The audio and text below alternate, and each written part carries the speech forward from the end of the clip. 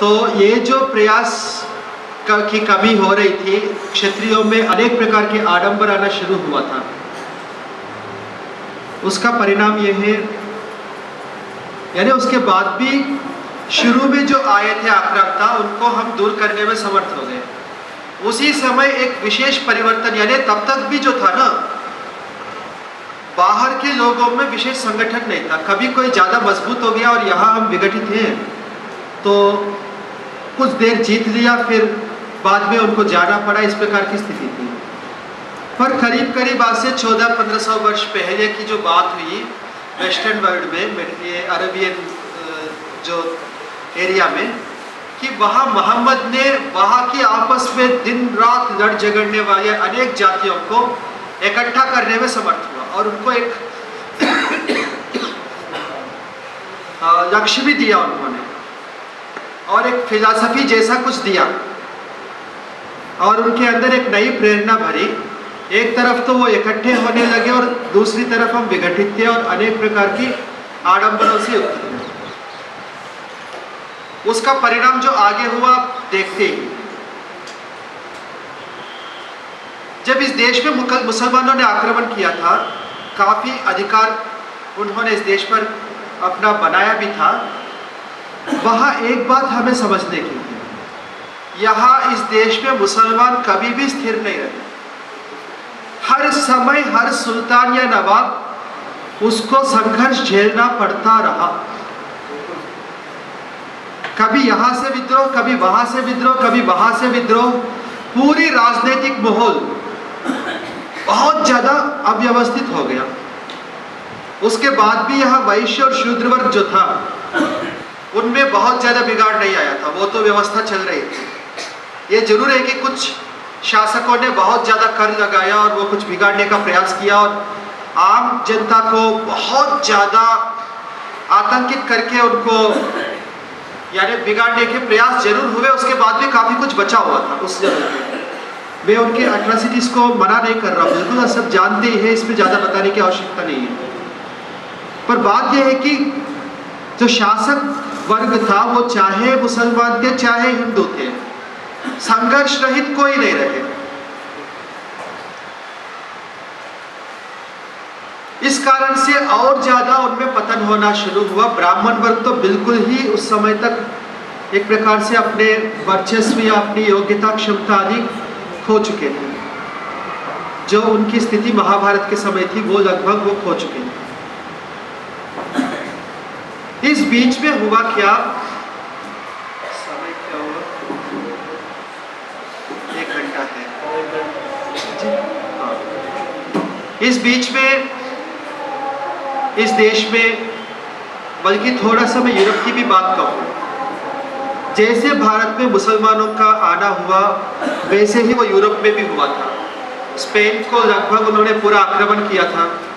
वहाँ भी ये जो शासक वंश थे, यानी पूरे ही एक प्रकार से विश्व में यूरोप से लेके यहाँ तक संघर्ष का समय चला। और उस समय जो है सारे शासक जितने भी थे वो कमजोर होने लगे।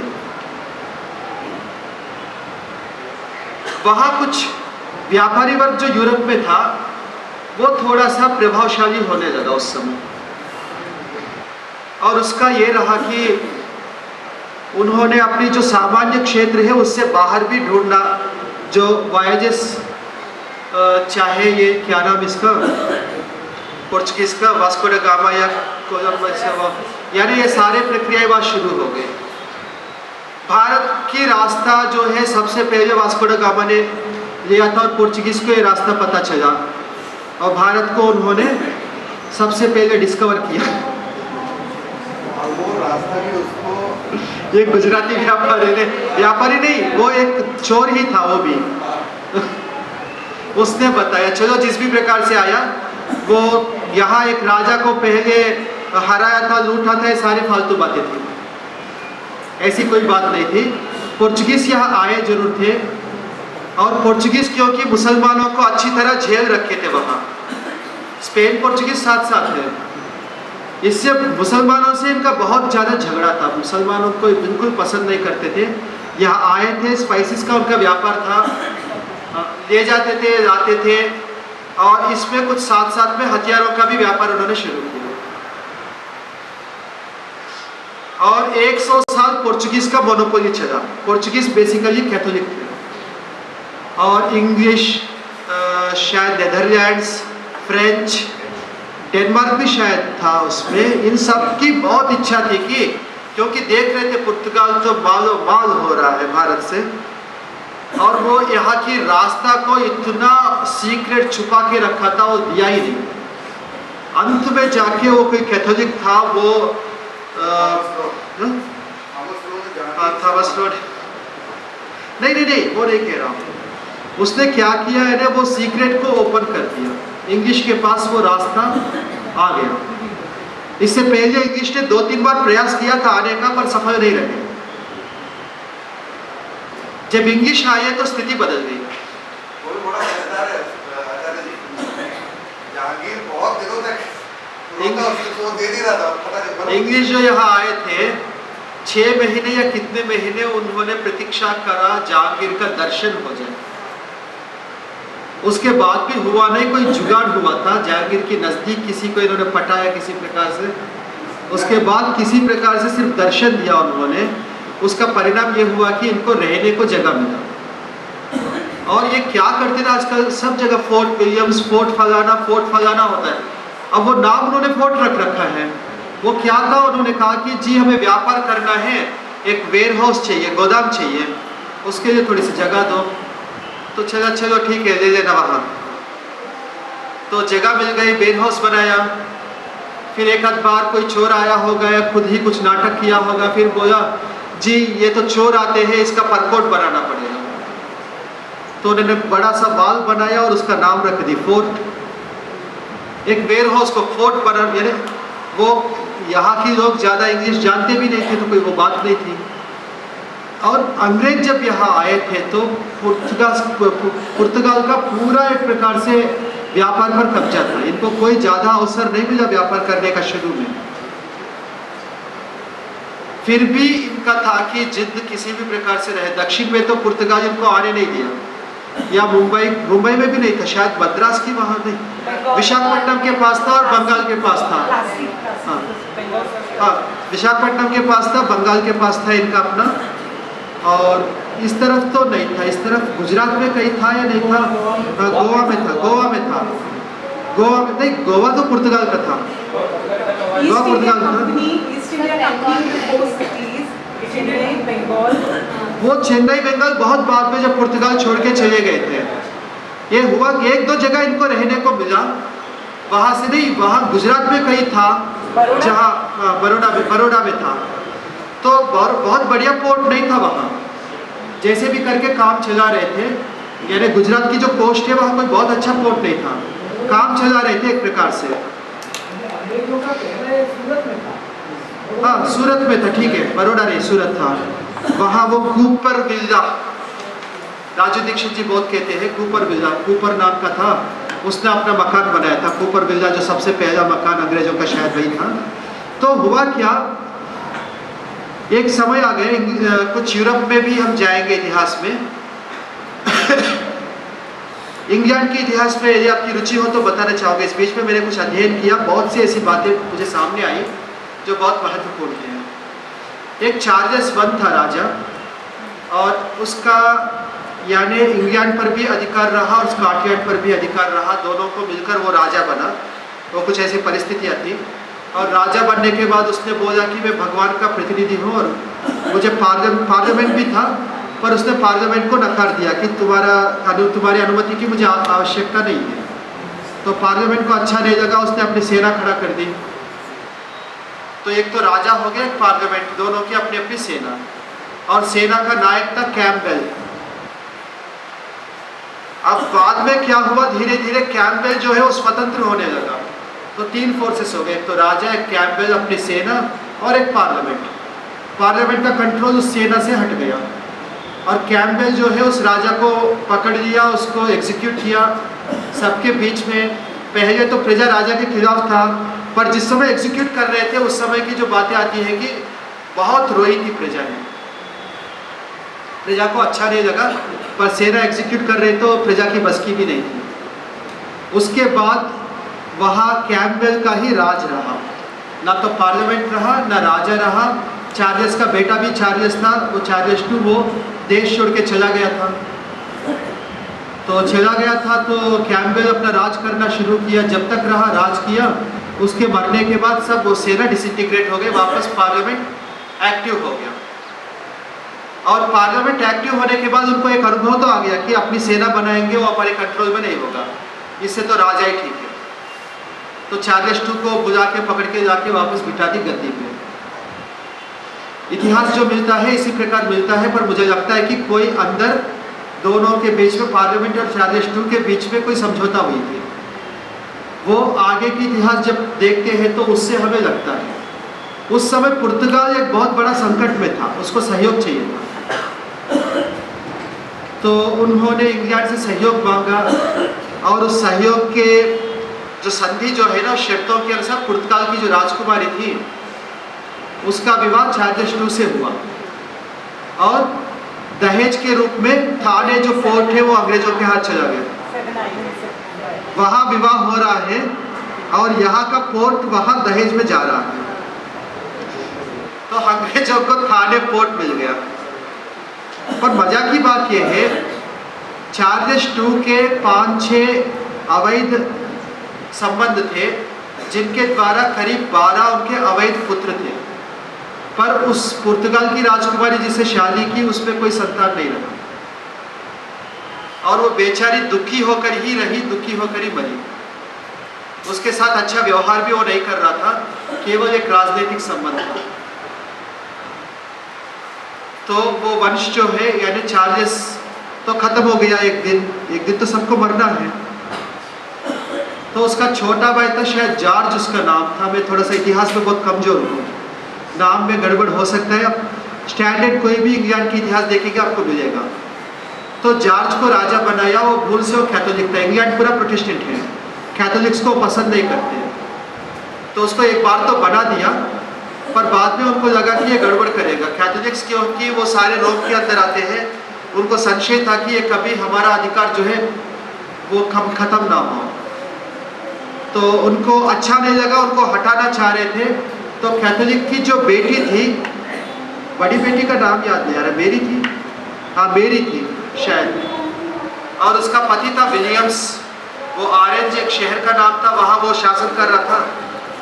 वहाँ से उनको पकड़ के लाया, उनके द्वारा इनको हटा दिया, जॉर्ज को, यानी बेटी से बाप को हटा दिया। तो वो दोनों राजा रानी रहे, उन दोनों का कोई संतान नहीं।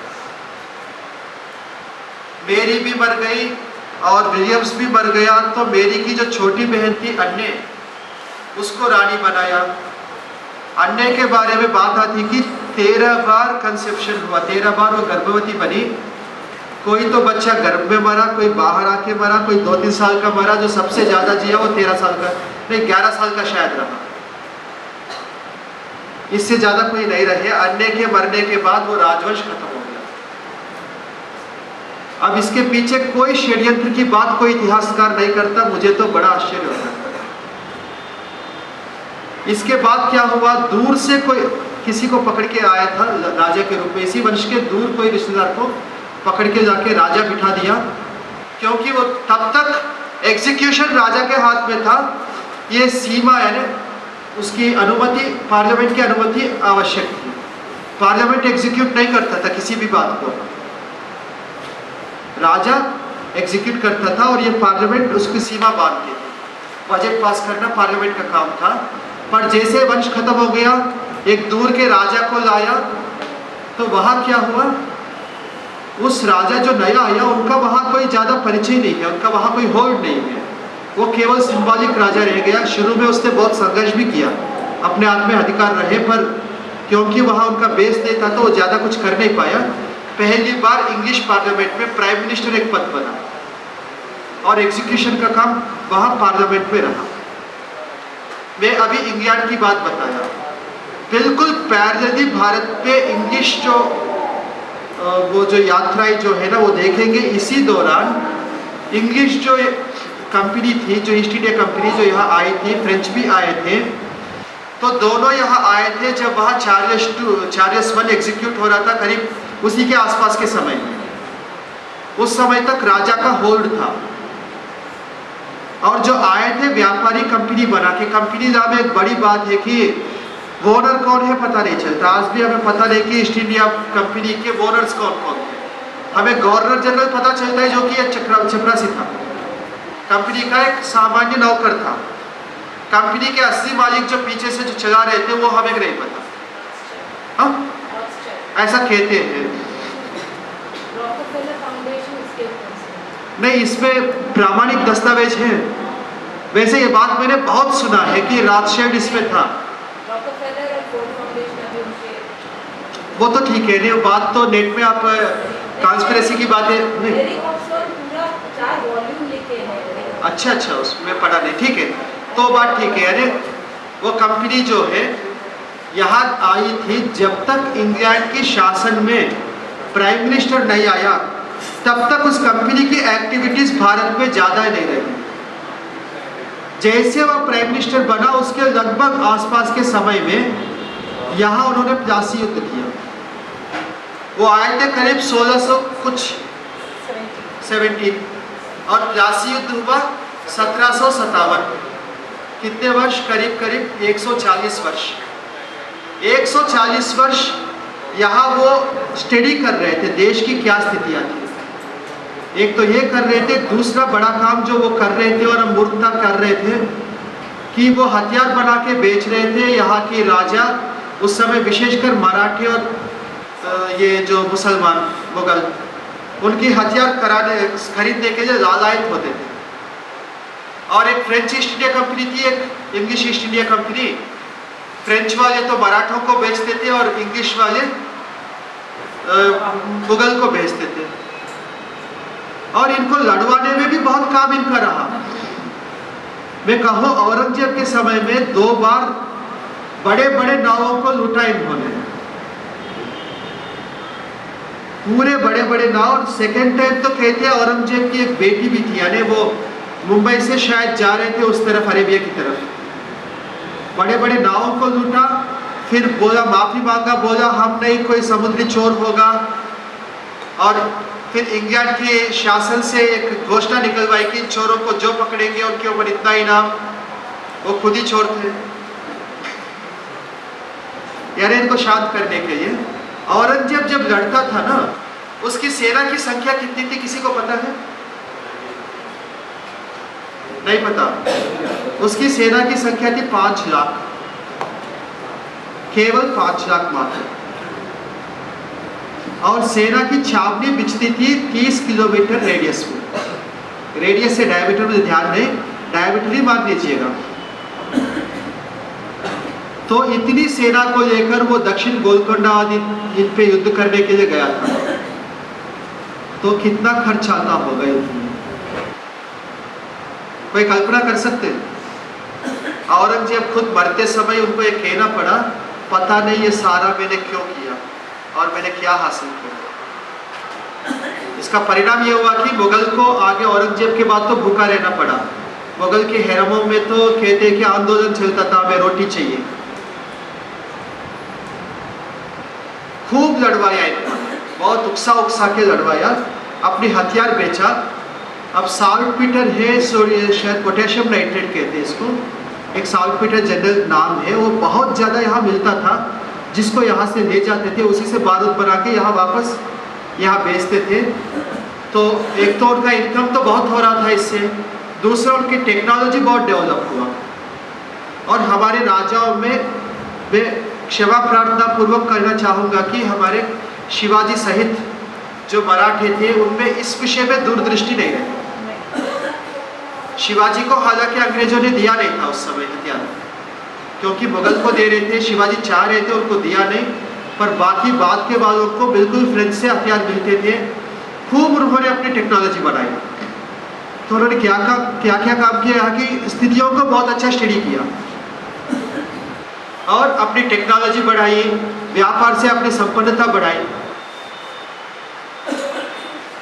और उसके बाद जब मौका देखा कि अब हम पूरा अच्छी तरह कमा सकते, क्योंकि वहाँ सरकार जो है ना वो अब पूरा पार्लियामेंट के हाथ में है। पार्लियामेंट को तो हम कभी भी रिश्वत देके अपने कंट्रोल में कर सकते हैं। वहां से उन्होंने खुलकर सामने आया। प्लासी युद्ध, उसके बाद लगातार युद्ध चलते रहे पूरे देश पर। उन्होंने पूरे देश पर तो कभी उनकी सरकार नहीं रहा है, पर काफ़ी उन्होंने वो व्यवस्था बनाई। यहाँ तक कि इतिहास सबको पता है। कुछ विशेष बात जिन पर मुझे ज़्यादा ध्यान दिलाना इच्छा हो रही थी वो मैंने दिलाया। शिवाजी ने जी ये बंदी का तो प्रयास यही था जी जहाँ तक कि उसने प्रिंटिंग मशीन और मूर्ति कांच जी हाँ। वो भी टेक्नोलॉजी लाने के लिए प्रयास किया था। नहीं, वो होगा जरूर। शिवाजी की तो दृष्टि बहुत दूर थी। खरीदा होगा, अपनी टेक्नोलॉजी डेवलप करने का जरूर प्रयास किया होगा। फिर समुद्र में भी शिवाजी ने जो समुद्री बेड़े अपने तैयार किए जी वो इतने प्रभावी थे कि पुर्तगाली, इंग्लिश वगैरह इनके सबके ये वास्तव में तो सब नौका के माध्यम से आए थे। जी हाँ। लेकिन उनसे भी अधिक प्रभावी जी, नौका के विषय में हम बहुत ज़्यादा एक्सपर्ट थे, जैसे विजय जी ने बताया था। पर हथियारों के विषय में कमी रही कि आगे के जितने मराठे थे और मुसलमान थे, हथियार उनसे खरीदते थे जिससे कि उनकी टेक्नोलॉजी डेवलप होती थी। इंडिजिनस हथियारों की टेक्नोलॉजी के विषय में ऐसा नहीं थी कि यहाँ नहीं था। जैसे मैंने सुबह भी उदाहरण बताया कि यहाँ मिसाइल भी हम बना सके। टेक्नोलॉजी यहाँ थी, पर जब तक राजाश्रय नहीं है, राजा की दृष्टि नहीं है। जैसे उदाहरण बताओ मैं सुपर कंप्यूटर का, बहुत पहले बना सकते थे। राजीव गांधी वहाँ गए थे, उनको बोला कि तो इस लायक नहीं हो। रेगन ने बोला, राजीव गांधी ने चाहा कि मुझे सुपर कंप्यूटर चाहिए। शायद IBM तक कौन था, उन्होंने अपनी यानी इच्छा भी व्यक्त की थी कि यदि प्रेसिडेंट अनुमति दे तो हम दे देंगे। पर रेगन ने बोला अभी तुम इस लायक नहीं हो, अभी इंजीनियरिंग पूरा नहीं किया।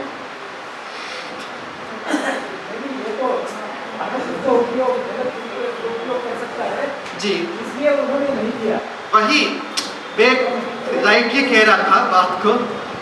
तो वो यहाँ आके रोया कि मैं चाह रहा था नहीं लिया। तो यहाँ के लोगों ने, विशेषकर हमारे प्रोफेसर खटकर जी थे, तो उन्होंने कहा हमें प्रोजेक्ट दो, हम बना देंगे। जब उन्होंने प्रोजेक्ट दिया, बना के दिखाया। जब तक राजकीय आश्रय ना हो, सपोर्ट ना हो, तब तक टेक्नोलॉजी का डेवलपमेंट नहीं होता। तो यही हुआ यहाँ। टेक्नोलॉजी की कमी नहीं थी, पर उसकी प्रेरणा देने वाला, सपोर्ट करने वाला ना होने से हमारी वेपन टेक्नोलॉजी, विशेषकर ये तो विस्फोटक अस्त्र जितने भी थे, चाहे बंदूक थे, चाहे मिसाइल थे, चाहे तोप थे, वो सारे जो है अभी भी भारत का सबसे, दुनिया का सबसे बड़ा तोप on the wheels end of the wheels. On the wheels तो है आमेर किला में, जयपुर में। ऑफ द व्हील्स है यहाँ क्या नाम, फतेहपुर सिकरी में, वो किला में लगा हुआ है। ये दोनों भारत में ही है। टेक्नोलॉजी यहाँ थी, बस ये कमी थी।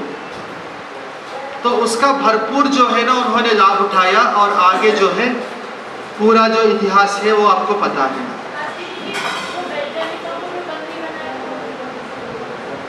अरे वहाँ भी आओ।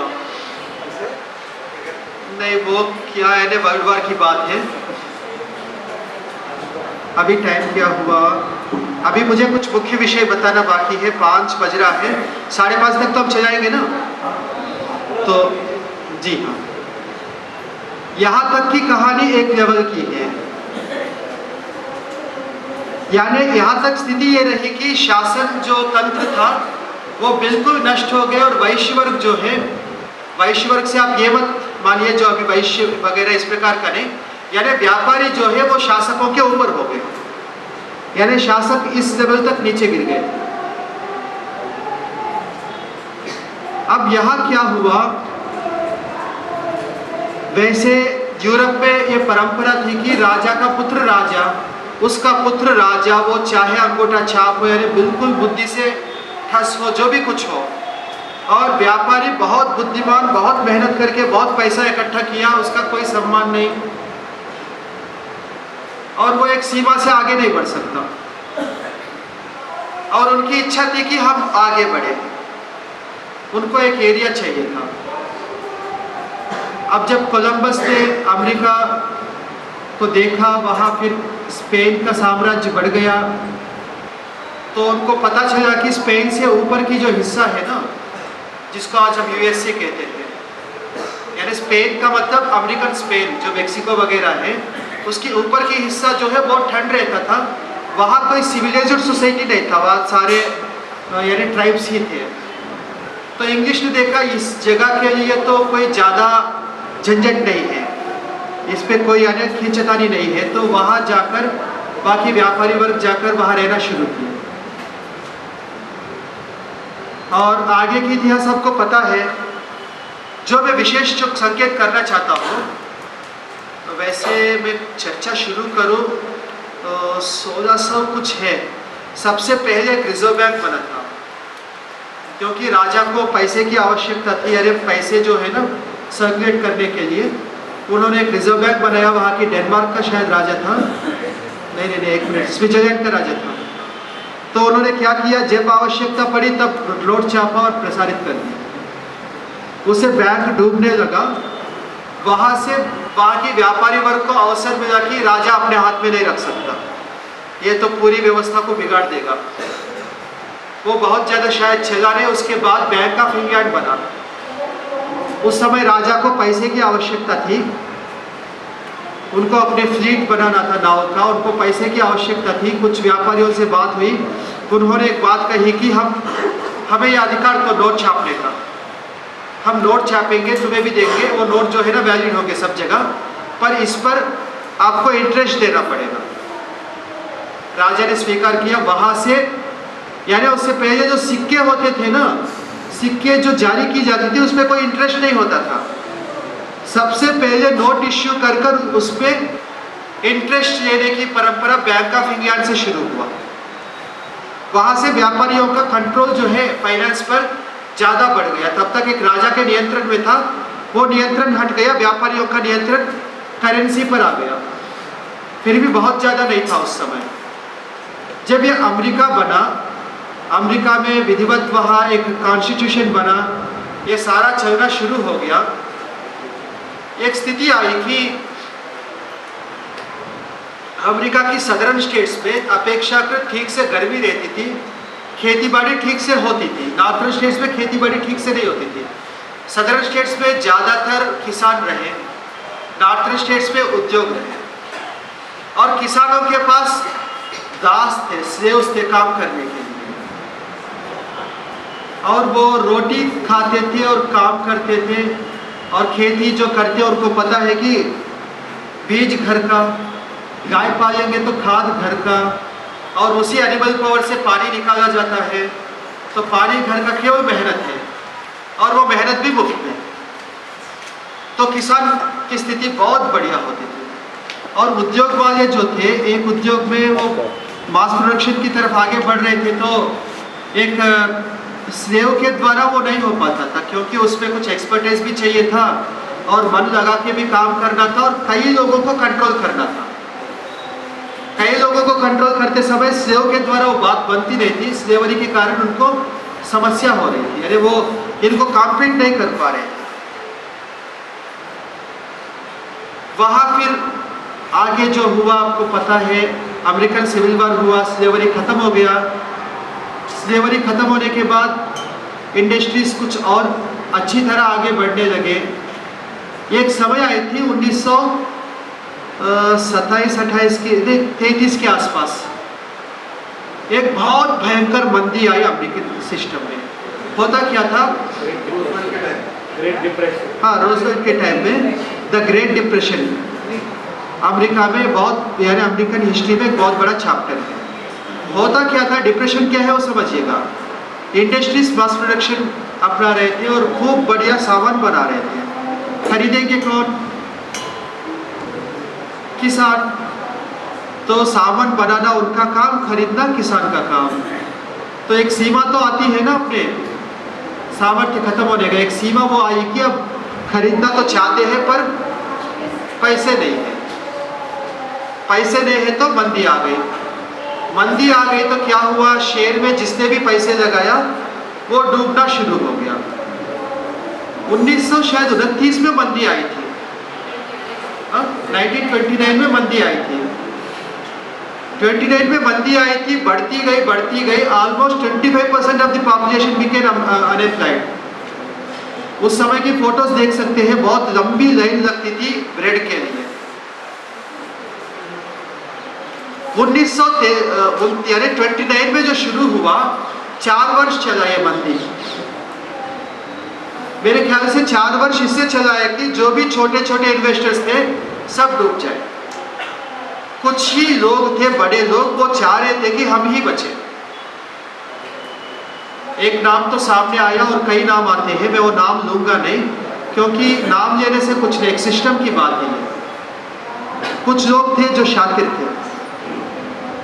तो इसके बाद क्या हुआ 1933 में, उस समय प्रेसिडेंट रोजवेल्ट ही थे, कोई और थे, रोजवेल्ट ही थे। उनके द्वारा ये सारे जो थे, वो प्रेसिडेंट तो उनके एजेंट ही होता था, उनके द्वारा एक कानून निकलवाया कि सभी शहरों में, गांव में, चौराहों में वो चिपकाने के लिए आदेश आया कि मार्च 31, 1933 तक सभी प्रजा अपने पास जितना सोना है, सोने के आभूषण है, सोने के सिक्के हैं, सोने के बांड है, ये अपने नजदीक फेडरल रिजर्व में जमा कराओ। और जो पकड़ा जाएगा इसके बाद सोना तो जब्त होगा ही होगा, 6 से 6 महीने आपको जेल में रहना पड़ेगा। और सोना का रेट फिक्स किया, ये रेट आपको फेडरल रिजर्व से मिलेगा। सारा सोना चला गया फेडरल रिजर्व में, लोगों के पास आए कागज। कागज कितने दिन टिकने थे? मंदी तो खत्म हो गई ना, पैसे हाथ आया तो मंदी को खत्म करने के रास्ता निकाले। तो कुछ दिन चला, दोबारा मंदी आई। जब ये पैसे खत्म हो गए सोने के, दोबारा मंदी आई। दोबारा मंदी आई तो उन्होंने क्या किया, मैं आज किसानों के बीच में बहुत ये बात कहता हूँ, उन्होंने, बैंकों ने और कारपोरेटों ने सब मिलकर एक योजना बनाई कि किसानों को क्रेडिट कार्ड इश्यू करेंगे। उनकी जमीनें बैंक गिरवी रखा, उनको क्रेडिट कार्ड इश्यू किया और कहा जब चाहे पैसे ले लो, हमारा काम छापने का। और उसके कुछ ही समय के बाद अमेरिका में कोई किसान बचा नहीं। अब मैं कहता हूं, इससे ज्यादा तीव्रता से लूटने की कौन सी प्रक्रिया हो सकती है? आज तक हमने उन चोरों को देखा जो संपत्तियों को लूटते थे, सोना चांदी हीरे मोती लूटते थे, पर जमीनों को लूट के ले गया हो वो ये बैंकिंग सिस्टम है। इन्होंने एक और काम भी किया। जब ये मंदी आई थी, उस मंदी को दूर करने के लिए उस समय जो है ना, अपना प्रोडक्शन बढ़ाना था। विश्व युद्ध भी इन्होंने कराया है, इसके पीछे बहुत सी बातें आती हैं। कम से कम सेकेंड वर्ल्ड वॉर का मैंने बहुत अच्छी तरह पढ़ा था। सारे ये एलियंस जितने देश थे, उन सबको हथियार किसने सप्लाई किया? अमेरिकी कंपनियों ने किया। और एक्सिस को पैसे किसने सप्लाई किया? एक तरफ अमेरिका हिटलर से लड़ रहा था, हिटलर को अमेरिकी बैंक पैसे देते थे कर्जा में। अब इसमें कोई तुक्का किसी को दिखता है? हिटलर अमेरिका से लड़ रहा और हिटलर को पैसे देते अमेरिकी बैंक कर्जा में। अब युद्ध पूरा हो गया, जर्मन तो डूब गया बुरी तरह से। अब कर्जा इन्होंने इतना दे रखा, अब इसको निकालना कैसे निकाले? इसके लिए इन्होंने जो काम किया उसको देख के आप देखेंगे कितनी योजना इनकी थी। वर्ल्ड वॉर के दौरान जर्मन ने टेक्नोलॉजी का इतना ज़्यादा डेवलपमेंट किया था। वर्ल्ड वॉर 2 के समय विशेष रूप से मिसाइल टेक्नोलॉजी में कई प्रकार की। युद्ध खत्म होते ही जर्मन सभी वैज्ञानिकों को अमेरिकी बैंकों ने अमेरिकी सरकार के द्वारा अपने कंट्रोल में ले लिया। उन्होंने जितनी टेक्नोलॉजी डेवलप की वो सारा अपना बना दिया। बहुत सस्ते में उनको सारा टेक्नोलॉजी मिल गया। आप किसी भी स्टैंडर्ड इतिहास में देखिएगा, वो ये संबंध नहीं जोड़ेंगे, कोई भी संबंध नहीं जोड़ेंगे, सब फैक्ट्स बताएंगे। अब आप खुद ये संबंध जोड़ दीजिएगा, ये तो किसने करवाया होगा और किससे करवाया होगा? अमेरिकन इकोनॉमी इतना बूम हुआ, अमेरिकी बैंक और अमेरिकी कॉर्पोरेट सेक्टर। उसके बाद फिर वे सारे यूरोप और अमेरिका 9 बार पैक्ट कर दिया, आपस में निर्णय करें कि अब हम आपस में नहीं लड़ेंगे, औरों को लड़वाएंगे, जो अभी तक चला आ रहा है। अब भारत की बात आएगी। भारत में भी आपको पता होगा आजादी के समय तक क्या होता था, यहाँ चांदी की सिक्का होती थी। रिजर्व बैंक की स्थापना तो हो चुकी थी, पर अभी नोट इश्यू नहीं हुआ था। वो काम स्वतंत्र भारत में हुआ। स्वतंत्र भारत में चांदी की सिक्की की जगह नोट इश्यू हुआ। और इस नोट पर जो है ना, आपने देखा होगा, 1 रुपए की नोट कभी देखा हो, देखने का आप सबको सौभाग्य मिला होगा। उस पर लिखा होता है गवर्नमेंट ऑफ इंडिया। 100 रुपए का नोट देखा होगा, उस पर लिखा होता है reserve bank of India, guaranteed by central government, और नीचे लिखा होता है मैं धारक को इतने रुपए अदा करने का वचन देता हूँ, और नीचे सिग्नेचर। अच्छा, आप में से किसी ने कभी कर्जा लेने देने आदि का काम किया है? नहीं किया होगा, आजकल वो काम पड़ता नहीं है। पर इतना तो पता होगा, एक प्रॉमिसरी नोट लिखा जाता है।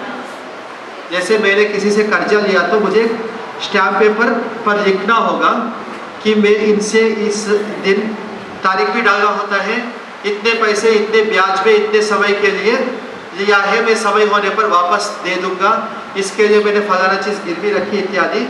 नीचे लेने वाले का सिग्नेचर, देने वाले का सिग्नेचर और साक्षी का सिग्नेचर। तो नोट हम देखेंगे वही प्रॉमिसरी नोट है, पर इसमें धोखा है। धोखा यह है कि टाइम नहीं डाला है। किसी भी नोट में आपने टाइम देखा? टाइम नहीं देखा। साक्षी की तो बात मान लिया कि सेंट्रल गवर्नमेंट ने एक्सेप्ट किया, हम गारंटी कर रहे हैं, देने वाले ने अपना हस्ताक्षर कर दिया।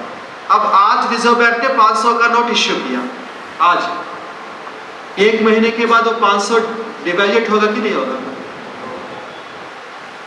हम अपने पास वो 500 रखे रहे का मतलब हम लुट गए।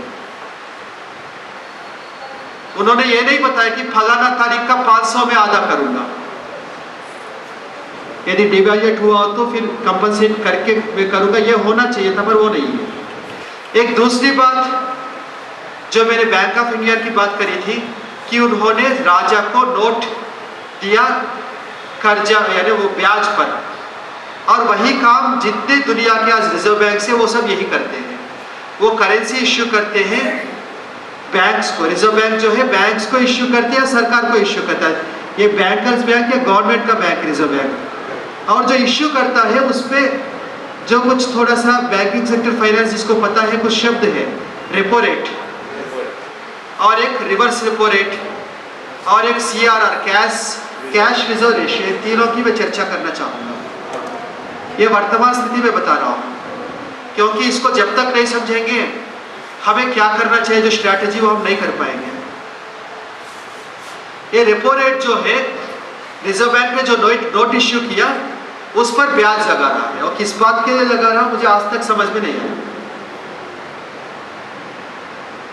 अब दूसरी बात है बैंकिंग, ये CRR जो कैश रिजर्व रेशियो है उसके बारे में समझना है, क्योंकि वो रेपो रेट लगाता है, जिसने लिया उस नोट को वैसे डिवैल्यूएट होना ही है, क्योंकि उनको उतना ब्याज देना पड़ेगा ना, रिजर्व बैंक को देना पड़ेगा का मतलब उसको कमाना पड़ेगा।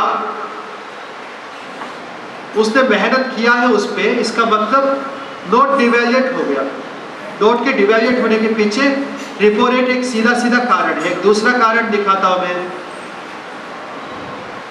जैसे मेरे पास 1 लाख रुपए है, अपने पास तो पैसे लगभग कोई रखते नहीं है, ये असुरक्षा जो है ना उत्पन्न किया गया है, प्रवृत्ति यही है ना, कोई पैसे रखते नहीं अपने पास, नोट या जो काला धन है वो रखते होंगे, सामान्य व्यक्ति रखता नहीं है। क्या करेगा? बैंक में जमा करेगा। मैंने 1 लाख रुपए बैंक में जमा किया, तो बैंक के पास क्या हुआ? 1 लाख रुपए आ गए। और फिर उन्होंने क्या किया? इनको दे दिया 1 लाख रुपए, स्वामी जी को। ये गए बैंक के पास, मुझे कर्ज चाहिए था, 1 लाख रुपए इनको दे दिया। अब बैंक के पास कितने पैसे हैं? आगे वो कुछ कर सकता है व्यापार, पर यहाँ एक प्रक्रिया आ गई, CRR कैश रिजर्व रेशियो। तो बैंकों को यह अनुमति मिल गया कि CRR जो भी रिजर्व बैंक निश्चय करेगा, जो कि 4 से 14% के बीच की रात है ना, वो रहता है, वो बदलता रहता है। रिजर्व बैंक अपने सिस्टम के अनुसार वो बदलता रहता है। इस बीच में जो अमाउंट परसेंटेज फिक्स किया, उतना % रिजर्व बैंक में जमा करना होगा, बाकी वो कर्जा दे सकता है। यानी मैंने मान लो आज के दिन में CRR 4% है केवल, मैंने बैंक को 1 लाख रुपए रख दिया, 4,000 रुपए उसने CRR रखा, बाकी 96,000 इनको कर्जा दिया। और ये कर्जा क्यों लिया? अपने पास रख के पूजा करने के लिए तो नहीं लिया ना, क्या किया? कर्जा लेके जिस कारण से किया था, खर्च किया है वो आगे बढ़ा दिया, व्यापार किया, खर्च किया, जो भी किया है वो अपने पास अब है ही नहीं वो पैसे। जिसके पास गए वो वापस जाके घूम फिर के बैंक में जाना है, बैंक के पास वापस वही पैसे आ गए 94,000, उसमें से वापस 4% रखना है और वही पैसे वापस सर्कुलेट करना है। वही 1 लाख रुपए कितने बार सर्कुलेट हुआ होगा? इसका परिणाम ये हुआ है कि समाज में कैश बढ़ गया। कैश बढ़ गया का मतलब व्यक्ति के खरीदने की क्षमता बढ़ गया। खरीदने की क्षमता बढ़ गया का मतलब डिमांड बढ़ गया। डिमांड बढ़ गया का मतलब सामान का रेट बढ़ गया। सामान का रेट बढ़ गया का मतलब हम लुटते जा रहे हैं, मनी डिवैल्यूड हो गया। ये बैंकिंग सेक्टर जो आज है, इनका कॉर्पोरेट सेक्टर के साथ बहुत अच्छा तालमेल है। कॉर्पोरेट सेक्टर की आवश्यकता के अनुसार ही रेपो रेट, CRR डिसाइड किए जाते हैं। जब मंदी आता है ना, स्लो हो गया इकोनॉमी, आम आदमी को क्या दिक्कत है? आम आदमी को तो सस्ते में मिल रहे सामान, पर सब चिल्लाएंगे, जितने इकोनॉमिस्ट है, जितने राजनीतिज्ञ हैं, सब चिल्लाएंगे इकोनॉमी स्लो डाउन हो गया, कुछ करना पड़ेगा।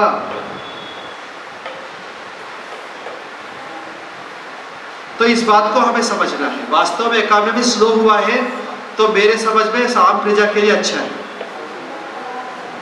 आपकी जो GDP बनता है ना, इस बारे में तो कई लोगों ने कई बार कहा है, अब तो प्रसिद्ध हो चुका है। GDP का मतलब क्या है? ग्रॉस डोमेस्टिक प्रोडक्ट, जो कि पूरे देश में उत्पादन और सेवाओं का सम है। आपकी देश में यदि लोग दारू ज्यादा पिएंगे तो GDP बढ़ेगा या घटेगा? GDP बढ़ा का मतलब डेवलपमेंट हो रहा है। आपकी देश में यदि ज्यादा लोग रोगी पड़ेंगे, डॉक्टर की सेवाएं भी बढ़ेंगे, औषधियों का उत्पादन मार्केटिंग भी बढ़ेगा, देश का GDP बढ़ेगा, यानी देश उन्नति कर रहे हैं।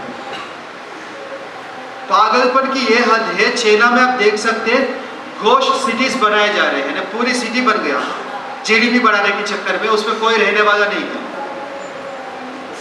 US में कहते हैं किसी स्टेट का कोई गवर्नर था, अपनी स्टेट की GDP बढ़ाने के चक्कर में वो बार बार एक पुल बनाता था और तोड़ता था, बनाता था तोड़ता था, GDP बढ़ गया।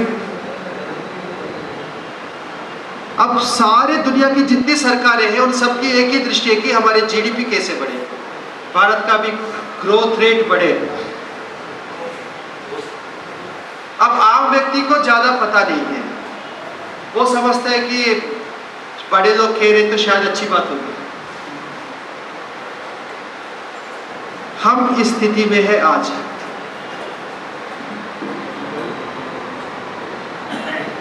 हाँ जी, भारत तो 47 में स्वतंत्र हो गया जी, तो फिर भी आप नहीं, 1947 में शाश्वत परतंत्र हो गया, स्थायी परतंत्र हो गया।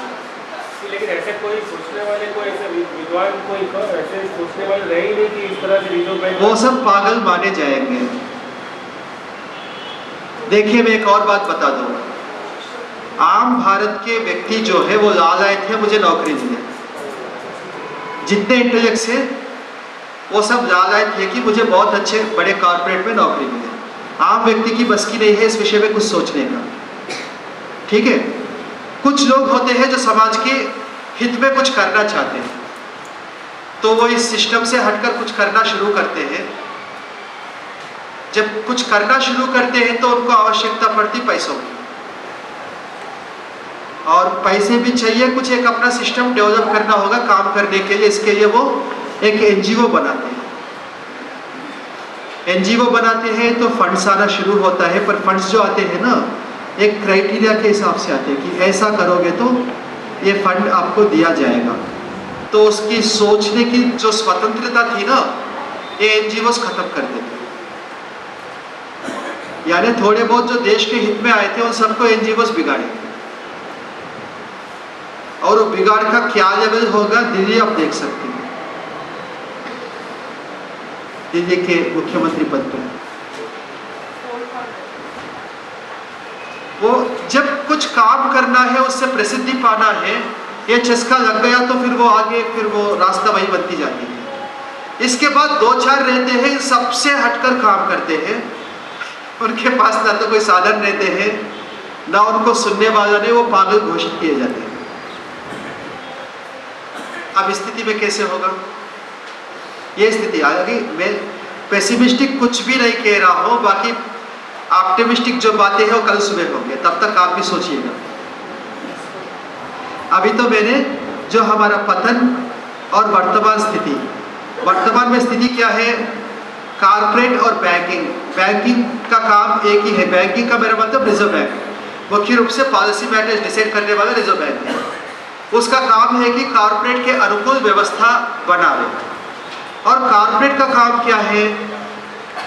ज़्यादा से ज़्यादा माल बनाना और उसको डंप करना, उसके लिए किसी ना किसी व्यक्ति को सेलिब्रिटी बना देना, चाहे वो सचिन तेंदुलकर हो, चाहे अमिताभ बच्चन हो, कोई भी, उसको पहले सेलिब्रिटी बना देते हैं मीडिया के द्वारा।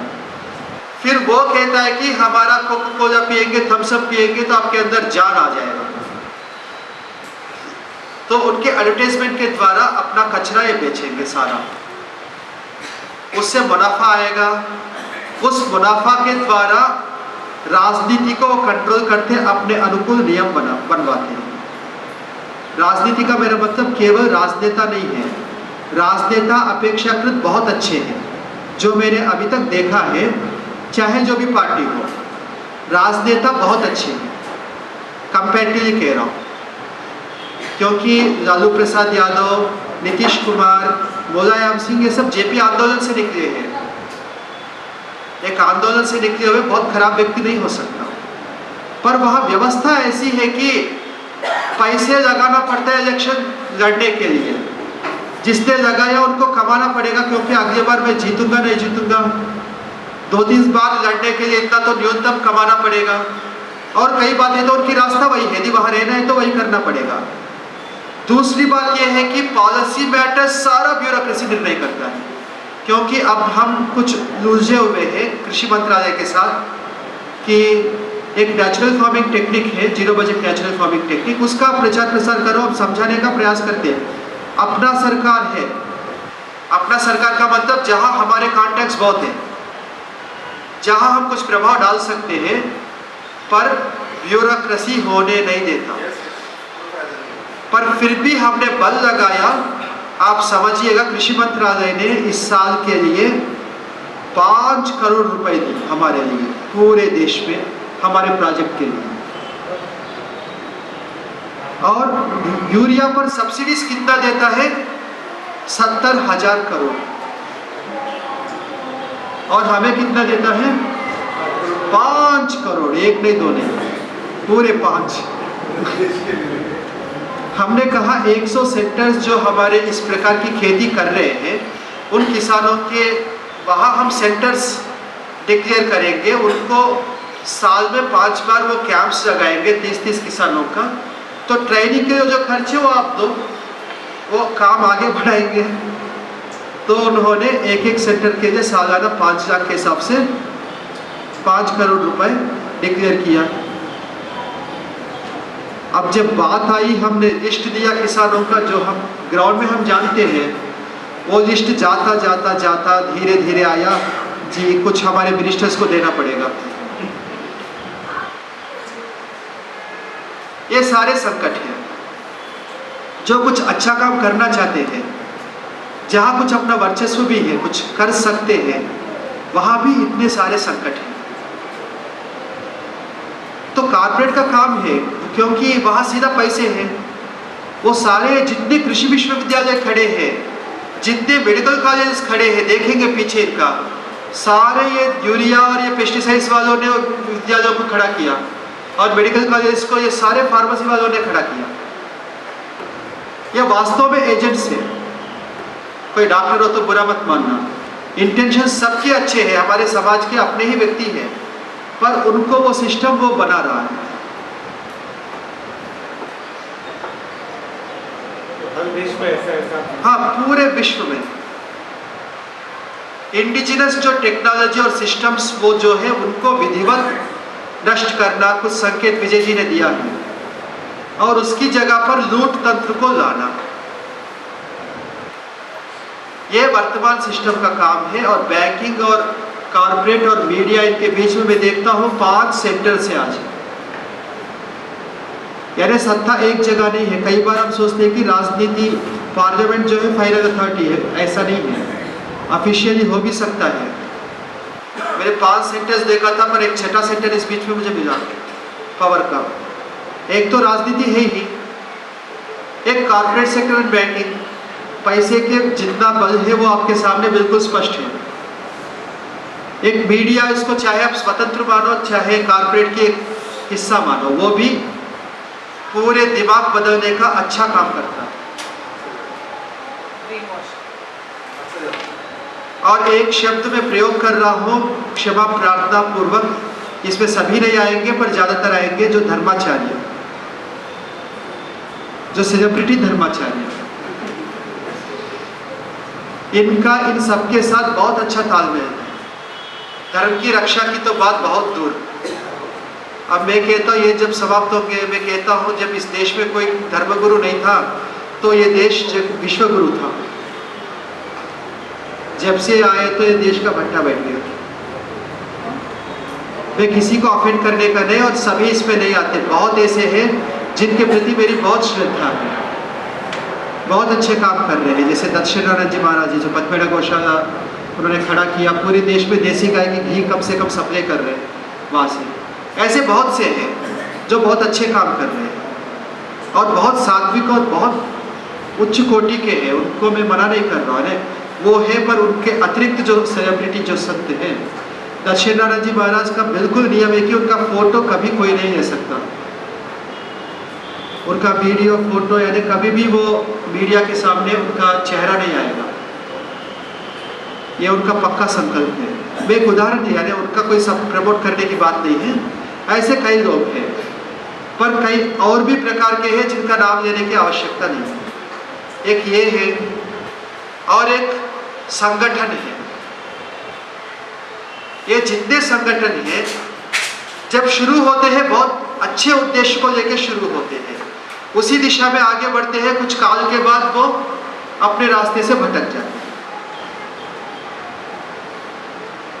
अब इस बीच में मुझे एक और पावर सेंटर मिला, वो है जुडिशियरी।